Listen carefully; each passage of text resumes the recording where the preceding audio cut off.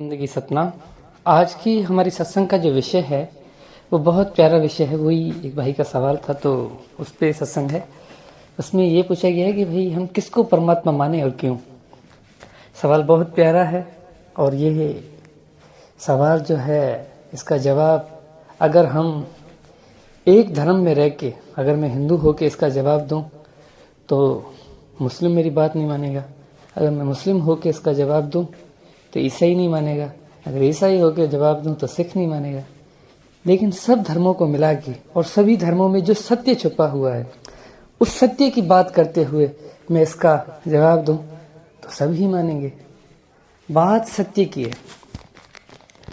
तो सवाल प्रथम हमें समझना पड़ता है, क्योंकि सवाल के अंदर ही जवाब होता है। हमें किसको परमात्मा मानना चाहिए और क्यों। तो इसका जवाब है कि मैं तो परमात्मा सत्य को मानना चाहिए। अब सवाल ये उठता है कि सत्य क्या है। अब सत्य को तो कोई भी झूठा नहीं कर सकता। सभी धर्मों में हर कोई सत्य पर टिके हुए हैं, सत्य पर टिके हुए हैं। वो सब कह रहे हैं कि हमारे पास सत्य है, तो सत्य ही परमात्मा है। अब वो सत्य है कौन, उसे हमें जानना है कि सत्य है कौन। प्रथम हम सत्संग शुरू करने से पहले हम बंदगी करते हैं। बंदगी मेरे सतगुरु कबीर साहिब को बंदगी, बंदगी धनी धर्मदास साहिब को बंदगी, बंदगी गुरु नानक देव साहिब, गुरु अंगद देव साहिब, गुरु भीखा साहिब, मलुकदास साहिब, गरीबदास साहिब, रेवीदास साहिब, अचलू राम साहिब, दादूदास साहिब, बनानाथ साहिब, रोयल साहिब, बाबा बुल्ले शाह सरकार, मेरे सतगुरु विशनदास, सतगुरु प्रागदास, सतगुरु गिरदाईदास साहिब को बंदगी, सर्वे संतों को बंदगी, सकल हंस को बंदगी, साहेब बंदगी सतना। तो विषय था कि हमें किसको परमात्मा मानना चाहिए और क्यों। अब क्यों जो प्रश्न है, ये जो क्यों जो सवाल है, ये जो क्वेश्चन है क्यों, इसके पीछे रहस्य ये है कि बहुत से परमात्मा हैं। हमने परमात्मा का बंटवारा कर दिया है। इस बंटवारे के कारण हम क्यों पूछ रहे हैं, क्यों माने, क्योंकि हर किसी का अपना अपना है। हर कोई अपने परमात्मा को बड़ा करके बैठा हुआ है कि भाई मेरा परमात्मा बड़ा है, आप सब उसको मानो। तो सबसे जो बड़ा है इन सभी परमात्माओं में से वो कौन सा है। इसीलिए ये सवाल उठाए कि हम किसको परमात्मा माने और क्यों। भाई आप इन सभी परमात्माओं से कौन सा परमात्मा बड़ा है, किसको मानना चाहिए हमें। अगर आप किसी भी धर्म की शास्त्र उठाएं, किसी भी धर्म के शास्त्र उठाएं, कोई सी भी पुस्तक उठाएं, तो उस पुस्तक में वो अपने ही देवता, अपने ही परमात्मा को बड़ा करके बैठा हुआ है। जैसे गीता जी, श्री कृष्ण भगवान। अगर आप प्राण उठा लें, जितने भी विष्णु प्राण, शिव प्राण, तो विष्णु प्राण में विष्णु भगवान को सबसे बड़ा कहा गया है, शिव प्राण में शिव भगवान को सबसे बड़ा कहा गया है। इसी प्रकार आप वेदों को उठा ले तो वहां पे ब्रह्म की बात की गई है। अगर आप किसी और धर्म में जाएं, सिख धर्म में जाएं, तो वहां पे वाहिगुरु गुरु नानक देव साहिब को वो सबसे बड़ा मानते हैं कि भाई वही जो है सच्चा मालिक है। तो हम किसको सबसे बड़ा कहें।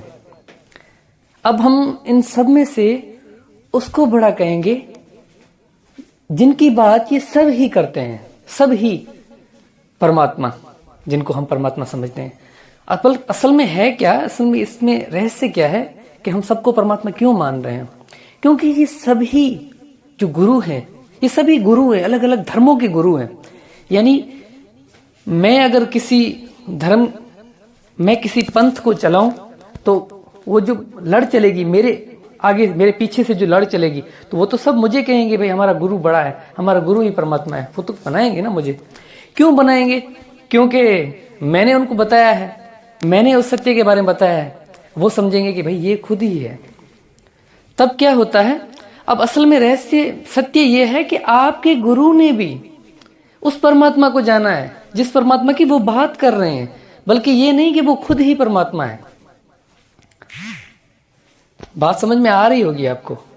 तो परमात्मा आपका गुरु नहीं है। जो आपके गुरु को मिला है, जिस को आपके गुरु ने अनुभव किया है, वो ही सच्चा परमात्मा है और उसी को हम सत्य नाम कहते हैं। वो ही सच्चा मालिक है। लिए गुरु नानक देव साहब ने कहा है कि गुरु नानक देव साहब कहते हैं कि नानक एक को सिमरिए जल थल रहा समाए, दूजा काए सिमरे जो जन्मे सो मर जाए। नानक एक को सिमरिए, नानक उसी एक का सिमरन करना है। जल थल रहा समाए, जो सब में समाया हुआ है। दूजा काए सिमरे जो जन्मे सो मर जाए। अब उसका हमें सिमरन ही नहीं करना, जो पैदा होता है और मर जाता है, जिसकी उत्पत्ति होती है और वो इसको त्यागता है। अब आप देखें कि आप जिस जिसको मानते हैं, क्या वो आज भी है? नहीं है ना। तो नहीं है तो कौन है जो कल भी था, आज भी और हमेशा रहेगा? असल में परमात्मा वो है। सत्य यह है कि परमात्मा वो है। परमात्मा जहां था वहां ही है। वो कल भी वहां था, वो आज भी वहां है, वो आगे भी वहीं पे ही होगा, क्योंकि वो अचल है, वो अविनाशी है, वो अबोल है। क्या है?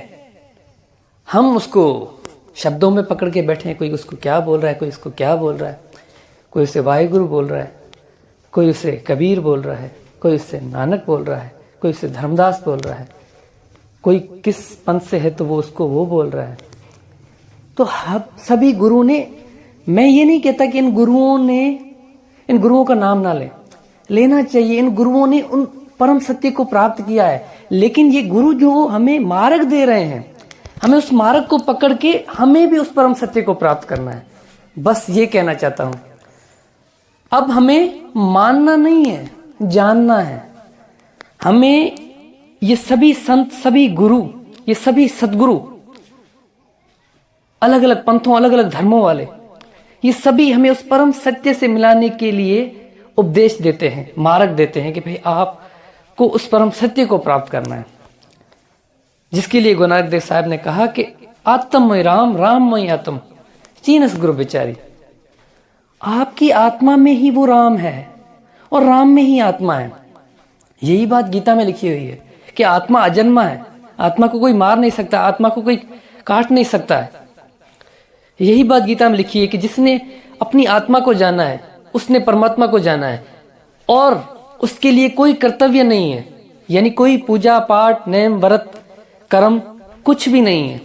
वो सबसे मुक्त है और उसने अपने आप को जान लिया है। वही पूर्ण ब्रह्म है, वही परमात्मा है। तो क्यों हो रही है? इसका रहस्य यही है कि भाई हमें सत्य को जानना है। सत्य को जाने, और सत्य ही परमात्मा है, और वो सत्य आपके पास भी है। घट घट मेरा साइया, सोनी सहज ना कोई, बलहारी वहां घट की जहां घट पर घट हो। वो सब घट है। ऐसा इस संसार में कोई नहीं है जिसके पास वो परमात्मा नहीं है। बस मिल क्यों नहीं रहा है? क्योंकि हमें पता नहीं है कि वो है कहाँ। हमें ऐसा गुरु चाहिए जो हमें उपदेश दे, हमें मार्ग दे उस सत्य तक पहुंचने का, उस परमात्मा तक पहुंचने का। साहब ने कहा, 7 दीप 9 खंड में सतगुरु फेंकी डोर, और तापे हंसा ना चले तो क्या सतगुरु का दोष। गुरु ने तो हमें मार्ग दे दिया है, गुरु ने तो हमें भेद बता दिया है, लेकिन क्या है? जीव खुद नहीं चढ़ रहा है। जीव खुद नहीं चाहता है उस परमात्मा को प्राप्त करना। वो खुद इसी भवबंधन में फंसना चाहता है। वो खुद ही इस मोह माया में बंधा हुआ है। वो खुद ही अपने गुरु को ही परमात्मा बना के बैठा हुआ है। यानी उससे परमात्मा से मतलब नहीं है। वो अपना मोक्ष नहीं चाहता है। बस मेरे गुरु ने प्राप्त कर लिया ना, मेरा गुरु बड़ा है ना, मुझे क्या जरूरत है प्राप्त करने की। अरे मेरे भाई, अगर ऐसा होता तो धर्मदास साहिब एक ही होते। 42 वंश का ये जो इतना चलाया हुआ है कि 42 वंश में भी जो है गुरु की जो परंपरा चलाएगी कि भाई ये गुरु होगा, ये गुरु। अब देखें, कोई भी गुरु, जैसे 42 वंश में गुरु जो चली हुई है गद्दी वाला सिस्टम, अब उसमें क्या होता है? एक गुरु ने, प्रथम चूड़ामणि नाम साहब ने अगर जो है उस परमात्मा, उस शब्द को अनुभव किया, उस सत्य नाम को किया है, अगर ऐसे चलते चलते 4, 5, 6, 7, 8, 9 गुरुओं ने प्राप्त कर लिया है, लेकिन अगर कोई 10वां, 11वां या 12वां गुरु आए जो गद्दी पे बैठे या जो अभी बैठे हुए हैं, अगर वो उनको नहीं प्राप्त करते, उस शब्द को नहीं अनुभव करते, तो फिर हम उन गुरु को अधूरा गुरु कहते हैं।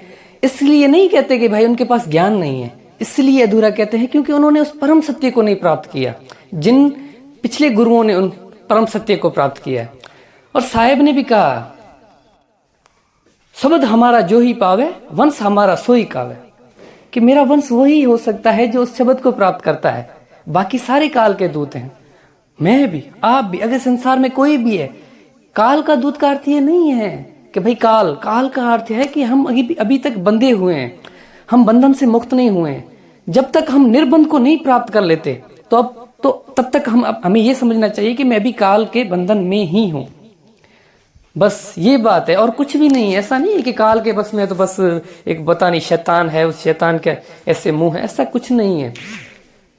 ये हमारी भूल है। काल हम खुद ही हैं, काल हमारा शरीर है, काल ये संसार है, काल यानी समय है जिसमें हम फंसे हुए हैं। समय से परे होके उस अकाल को प्राप्त करना है, उस पार ब्रह्म, उस सत्य नाम, उस सत्य सदगुरु को प्राप्त करना है। और वो ही परम सत्य है और आत्मा ही सत्य है और परमात्मा ही सत्य है। अब हमें क्यों मानना है? सवाल ये था कि परमात्मा कौन है और क्यों मानना है। तो परमात्मा आप में ही है। कहते हैं ना, मुझको कहां ढूंढे रे बंदे, मैं तो तेरे पास में। वो आपके पास है, आपके अंदर नहीं बोला है, आपके पास बोला है। अब आपके पास कहां है, कौन सी? अब अंदर क्यों मैं बोल रहा हूं? क्योंकि हम अंदर अपने शरीर में ढूंढते हैं उसे। तो साहब ने कहा कि ना तीर्थ में, ना मूर्त में, ना एकांत निवास में। आप अगर ये सोचते हो कि मैं किसी तीर्थ यात्रा पे हूं, या अगर आप ये सोचते हो कि मैं इस मूर्त में, ये जो आपका शरीर बना हुआ है इसमें हूं, या अगर आप ये सोचते हो कि मैं सन्यासी होके किसी गुफा में जाके बैठ जाऊं, उसे बाहर देखूं, तो नहीं नहीं नहीं नहीं, वहां पे भी नहीं हूं। मैं कहां हूं? तुम्हारे पास हूं।